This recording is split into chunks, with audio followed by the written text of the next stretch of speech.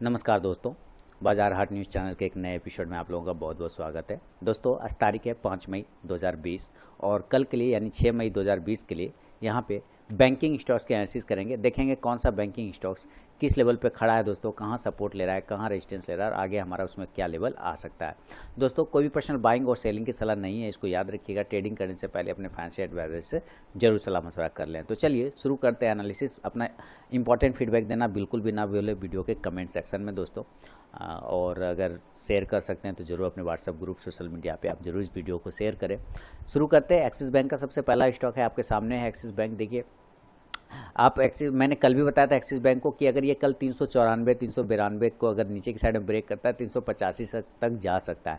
386 का हालांकि इसने लो लगाया है। बाय का लेवल अब बिल्कुल नहीं बनेगा तब तक जब तक कि ये 420 के ऊपर ब्रेक ना करे। देखिए, ये डेली के टाइम फ्रेम पर अगर आप ध्यान से देखें तो ये वीक हो चुका है। स्टॉक्स अपने एक इंपॉर्टेंट सपोर्ट जोन को ब्रेक करके नीचे ट्रेड कर रहा है। तो अगर ये नीचे की साइड में ब्रेक करता है 385 को, 83 को, 84 को, तो ये एक बार 370 तक के लेवल देने की कोशिश करेगा। ऊपर कम से कम 410 को ब्रेक करता है तो 420 तक की टारगेट देने की संभावना रखेगा। बंधन बैंक, इस स्टॉक को शामिल कर लिया है मैंने। देखिए, बंधन बैंक 1 2 3 ये 3 बार से एक जगह से ये रिटर्न कर गया है ना, इसको ब्रेक नहीं कर पाया। यानी 270 इसका इंपॉर्टेंट लेवल है। अगर 270 को ऊपर की साइड में ब्रेक करता है, पोजिशनली की बता रहा हूँ यहाँ पे बात, जिसमें इंट्राडे का होगा मैं उसमें इंट्राडे बोल दूंगा दोस्तों, ठीक है। 270 के ऊपर निकलेगा तो ये डायरेक्ट आपको जाने की कोशिश करेगा 300 और 320 तक जाने की कोशिश करेगा। अगर ये नीचे की साइड में ब्रेक कर देता है 225 को नीचे की साइड में, तो ये एक बार आपको लेवल 200 तक के भी बंधन बैंक दिखा सकता है। बैंक ऑफ बड़ौदा ब्रेक कर दिया इस रेंज को, जो रेंज की लाइन हम लोगों ने लगा के रखा था कि यहाँ पर से इसको बार बार ये बाउंस कर रहा है। तो ये देखिए फाइनली उस रेंज को ब्रेक करके अब नीचे क्लोज कर रहा है बैंक ऑफ बड़ौदा। अब स्टॉक्स हो गया है वीक, पूरा वीक। इसके ऊपर से इसको वापस क्लोज करना होगा 47 के ऊपर की जब तक क्लोजिंग नहीं मिलेगी। अभी तो बाय का लेवल अब खुलेगा नहीं जब तक कि 47 के ऊपर नहीं निकलता है। कल अगर ये ब्रेक करता है 46 के नीचे भी अगर ब्रेक करता है तो 44 तक के टारगेट देने की कोशिश करेगा आपको bank of Baroda. Bank of India, same bank of Baroda के जैसे ही बैंक ऑफ इंडिया ने भी अपना काम किया है। इसके पास तो एक ट्रेंड लाइन का सपोर्ट था, हालांकि उस ट्रेंड लाइन को भी इसने ये ब्रेक कर दिया। आप देखिए बिल्कुल फाइनली इसने ब्रेक कर दिया उस ट्रेंड लाइन को, जिसका ये बार बार सपोर्ट लेते हुए चलता चला जा रहा था ऊपर, इसको ब्रेक कर दिया है और ट्रेड कर रहा है नीचे। तो अभी इसके पास एक लेवल और है। अगर ये 32 को भी नीचे की साइड ब्रेक करता है तो 30 तक के एक लेवल देने की कोशिश करेगा आपको बैंक ऑफ इंडिया। तो नजर रखिए, अगर ये कल ब्रेक कर देता है 32 को तो 30 तक के लेवल दिखा सकता है। केनरा बैंक, सेम कंडीशन में दोस्तों केनरा बैंक, हालांकि इसने अभी ब्रेक नहीं किया नीचे के लेवल को, लेकिन ब्रेक करने के कगार पे जरूर है। केनरा बैंक के पास एक इंपॉर्टेंट सपोर्ट जोन है, उस सपोर्ट के पास ये बैठा हुआ है। हालांकि अगर इसको ये ब्रेक करता है, जो 78 का एक लेवल आ रहा है, 78 के लेवल के नीचे डायरेक्ट ये 73 तक जाने की कोशिश करेगा केनरा बैंक। अगला स्टॉक है federal bank. Same Canara bank और फेडरल बैंक दोनों, हाँ, केनरा बैंक और फेडरल बैंक दोनों के चार्ट सेम लगते हैं देखने में और दोनों का मूवमेंट भी लगभग लगभग अभी फिलहाल सेम है। इसने भी ब्रेक नीचे की साइड में कर दिया है, आप यहाँ पे देख रहे हैं। ऊपर की साइड में 45 को अगर ब्रेक करेगा, 45 के ऊपर निकलता है तो एक बार 47 और 48 तक का टारगेट देगा फेडरल बैंक। नीचे अगर ये ब्रेक करता है 42 को, अगर ये कल ब्रेक कर देता है 42 को, तो एक बार ये 40 तक के लेवल आपको फेडरल बैंक दिखा सकता है दोस्तों। तो ध्यान रखिएगा फेडरल बैंक पर। HDFC, देखिए बैंकिंग का काफ़ी हैवी वेट स्टॉक्स है बैंकिंग सेक्टर का, लेकिन स्टॉक्स में अभी मूवमेंट है नहीं। स्टॉक एक रेंज में है, वीक है। डेली के टाइम फ्रेम पर स्टॉक बिल्कुल वीक है। सारे स्टॉक, मैक्सिमम स्टॉक, सारे क्या मैक्सिमम स्टॉक की मैं अगर ये बात करूं तो सब लोगों ने अपने अपने ट्रेंड लाइन को कहीं ना कहीं ब्रेक किया है।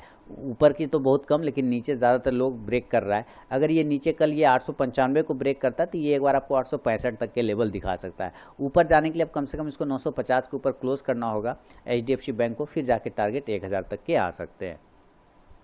ICICI बैंक, सेम कंडीशन में ICICI बैंक भी बैठा हुआ है जैसे HDFC है। सेम ICICI बैंक का भी मूवमेंट उसी कंडीशन से चलता हुआ दिखाई दे रहा है आपको यहाँ पे। बिल्कुल अगर ये कल ब्रेक करता है 326 को, 327 को नीचे की साइड में, तो ये बार आपको 320 और 315 तक के लेवल दिखा सकता है। ऊपर जाने के लिए भी तो पॉसिबिलिटी अब कम है। 350 को जब तक ब्रेक ना करे ICICI बैंक, हम लोग पोजिशन नहीं बना सकते दोस्तों। IDFC फर्स्ट बैंक, IDFC ही है ना, इसके चार्ट्स मेरे सामने नहीं आ रहे क्यों।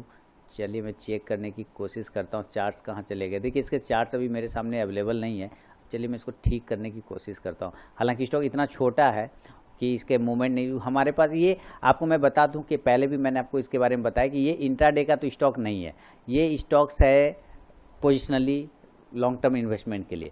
अगर आप लॉन्ग टर्म इन्वेस्टर हैं तो ज़रूर आप अपने फाइनेंशियल एडवाइजर से सलाह मशवरा करके इस बैंक पर एक बार विचार विमर्श कर सकते हैं और उनकी राय भी ले सकते हैं। तो बैंकिंग स्टॉक्स में छोटे प्राइस का बैंक है, नज़र रख सकते हैं इन्वेस्टमेंट पर्पज से।